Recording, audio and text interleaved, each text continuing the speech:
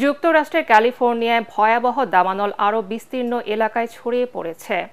5 দিন ধরে চলমান এই আগুনে এখন পর্যন্ত অন্তত 16 জনের মৃত্যু হয়েছে।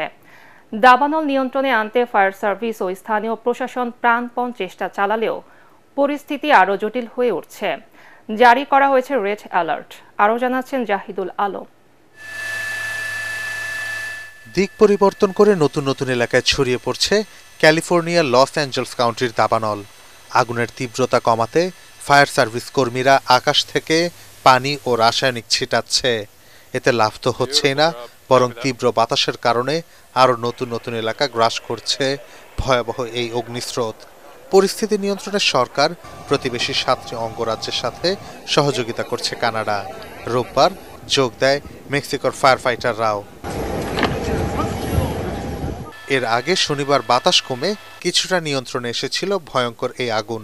পরে প্রেস ব্রিফিংয়ে ইমার্জেন্সি ইউনিট মুখপাত্র জানান, সোম বা মঙ্গলবার থেকে আবারও বাড়তে পারে প্রশান্ত মহাসাগরীয় অঞ্চল থেকে ধেয়ে আসা বাতাস, যার ফলে আরও ফুলে ফেঁপে উঠতে পারে আগুনের ব্যাপ্তি। এরই মধ্যে নতুন বেশ কয়েকটি এলাকায় রেড অ্যালার্ট জারি করে বাসিন্দাদের নিরাপদ স্থানে সরে যাওয়ার নির্দেশ দিয়েছে স্থানীয় প্রশাসন। সরিয়ে নেওয়া হতে পারে আরও 1.5 লাখ মানুষকে। Elevated critical fire weather conditions are predicted to begin this evening and continue through Wednesday.